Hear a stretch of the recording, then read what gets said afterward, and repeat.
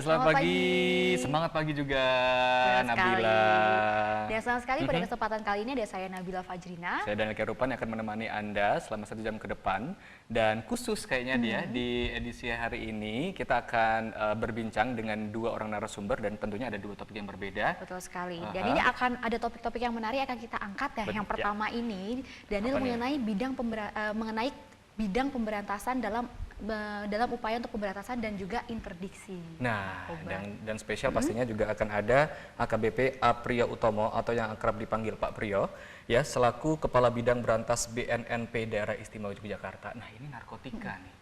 Ada apa nih langsung deh?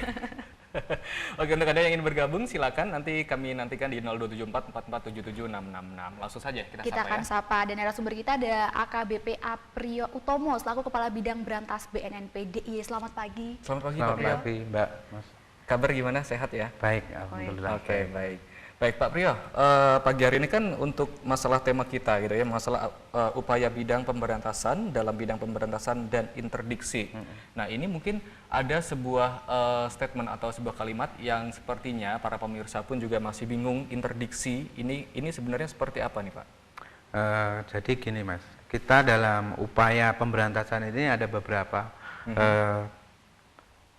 usaha ya, teori-teori yang strategi. Salah satunya lewat interdiksi. Interdiksi ini adalah upaya memutus jaringan yang kita lakukan berkaitan dengan sindikat narkotika baik nasional maupun internasional dengan cara menghentikan atau mengejar seseorang yang disinyalir membawa narkotika. Oke.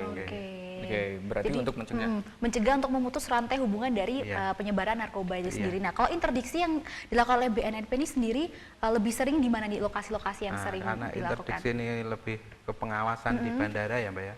Untuk di Jogja ini kan di Adi Sucipto. Secara koordinatif kita membangun kerjasama dengan Bea Cukai dan Angkasa Pura. Di samping itu kita secara rutin juga menugaskan anggota untuk pengawasan di bandara. Jadi dari kerjasama itu X-ray yang dari Bea Cukai itu misalnya dapat hasil nanti kita bisa diserahkan kita atau Polda tergantung nanti dari Bea Cukai. Oke, baik. Berarti kalau interdiksi ini sendiri sebenarnya lebih kepada pencegahan ya Bapak ya. Oke, sedangkan untuk tujuan sendiri Bapak untuk dilakukan interdiksi ini, apakah sejauh ini untuk pelanggaran, apalagi untuk peredaran narkoba sendiri di daerah istimewa Yogyakarta itu apakah sudah tergolong cukup tinggi atau sebenarnya dalam batas yang wajar saja? Kalau kita bicara masalah narkotika di Jogja ini lumayan sudah cukup tinggi, sudah parah. Karena nomor 2 setelah Polda Metro Jaya. Di Yogyakarta? Ya. Wow. Jadi memang nomor 2 setelah Jakarta. Karena nah, kebetulan berkaitan dengan masalah pemberantasan ini kan kita dijatah 1.369 untuk direhab lewat program 100.000 rehab Pak Jokowi itu.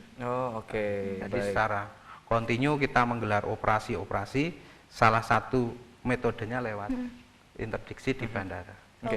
Pertama kali untuk dilakukan program ini itu kapan Pak? Apakah ini merupakan program tahunan atau sebenarnya program yang baru saja dicetuskan atau dilaksanakan mungkin pada saat era kepemimpinan seseorang atau mungkin seorang pemimpin sebagainya?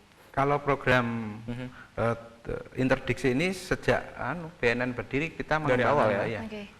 Model operasi di bandara untuk memutus jaringan karena di bandara ini sangat krusial karena fakta yang ada itu hasil ungkap itu signifikan BB-nya ada yang 5 kilo, ada BB besar itu juga lewat kurir-kurir dari luar negeri.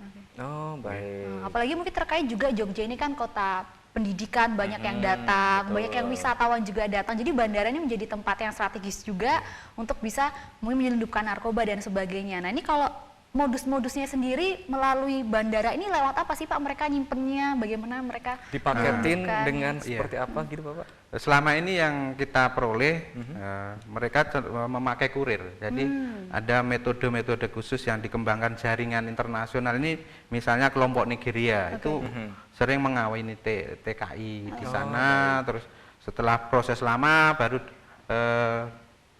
dijebak untuk membawa sesuatu yang mereka sering tidak mengetahui dengan kos yang lumayan tinggi katanya untuk rupiah.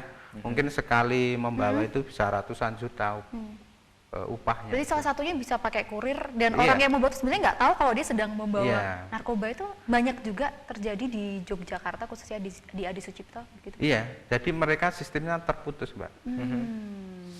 Hanya ditelepon oleh seseorang untuk membawa barang dengan ciri-ciri koper, misalnya warna merah, dibawa kemana, jam penerbangan jam berapa, nanti di sana sudah ada yang menerima, juga nggak tahu orang. Gitu loh. Biasanya disimpan di mana sih Pak kalau di dalam koper gitu kan? Mungkin juga ada teknologi juga yang kemudian nanti akan dicek di dalam koper itu ada barang berbahaya atau tidak. Di mana sih mereka untuk membuat strateginya agar tidak ketahuan nih oleh petugas?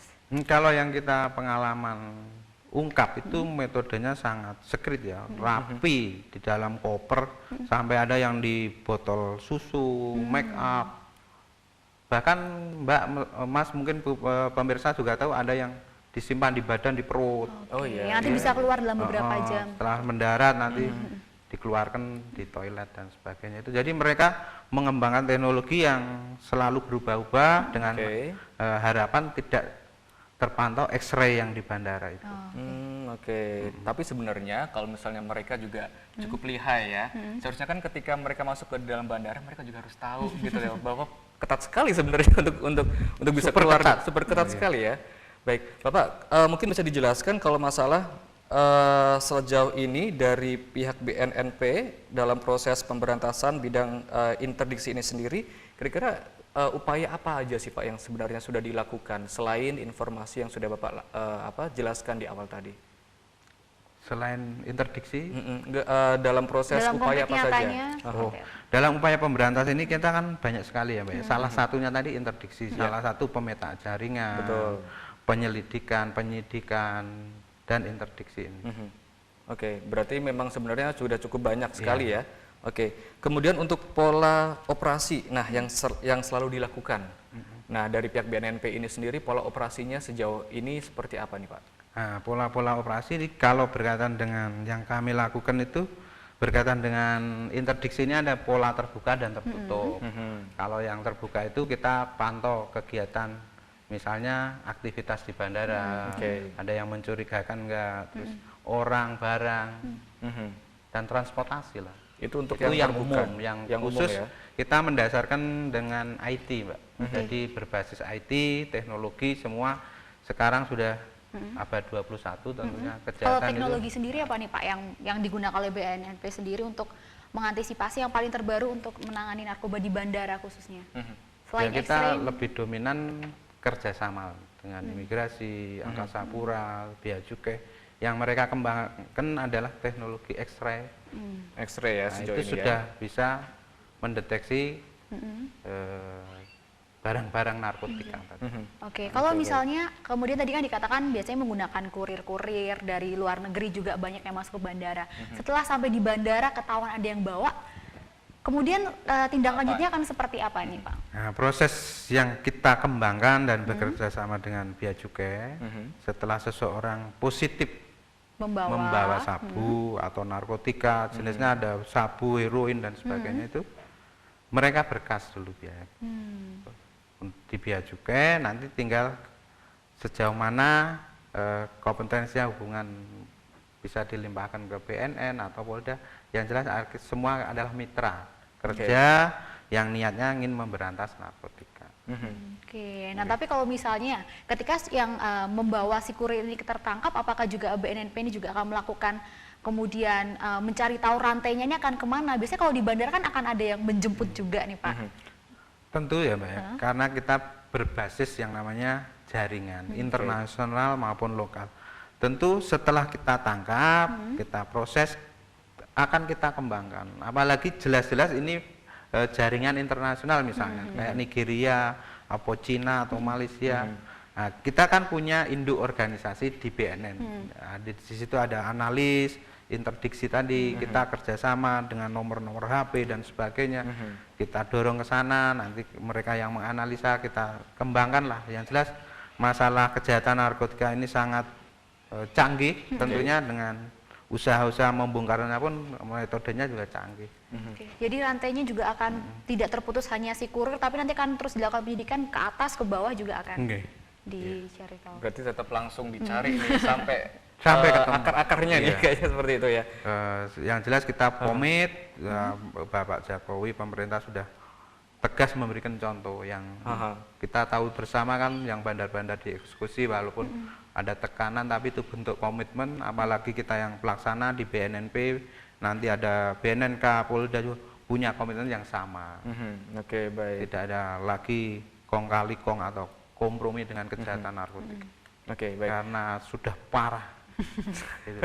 Apalagi tadi Pak Priyo mengatakan bahwa ternyata di Yogyakarta ini merupakan kota dengan pelanggaran nomor 2 ya Bapak ya, di bawah Metro Jaya ya. Istilahnya secara nasional Yogyakarta juga sudah sebenarnya warning banget gitu ya. Karena makanya ada darurat narkoba. Darurat narkoba. Dan Pak Priyo, kalau tadi pola operasi yang mungkin baru dijelaskan oleh Pak Priyo itu kan, Pak Priyo tadi menjelaskan ada 2 ya, secara terbuka, pola terbuka dan juga pola tertutup. Nah, kalau terbuka tadi Pak Priyo sudah banyak menjelaskan. Tadi yang belum dijelaskan atau disinggung sepertinya pola tertutup yang dilakukan oleh BNNP DIY. Kira-kira mungkin bisa dijelaskan ke seluruh pemirsa untuk pola tertutup ini sendiri seperti apa nih Pak? Pola tertutup ini cenderung mendasarkan pada teknologi Mas. Jadi dari tadi misalnya kita ungkap jaringan, kita analisa. Nah, ada yang namanya tim terpadu. Tim terpadu ya. Dari BNN sama BNNP sampai BNNK. Kita membangun koordinasi untuk mengejar jaringan. Kebetulan di BNP itu ada 3 bidang. Berantas ini sebagai ujung terdepan untuk menindaklanjuti setiap upaya pemberantasan. Jadi pola tertutup ini lebih sekret. Makanya ada istilah secret operation itu kan mengadopsi dari pola operasi yang tertutup tadi. Berarti namanya rahasia tertutup tentunya untuk tidak segamblang kita yang terbuka. Mungkin dari performan lahir ya, pakaian dan kalau tertutup tadi melibatkan tim terpadu tadi ya, gabungan antara BNNP dan juga BNNK ya. Oke, baik. Kita break dulu nih, Bill. Betul sekali. Nanti kita akan lanjutkan lagi perbincangan kita, tetap bersama kami hanya di Obrolan Pagi.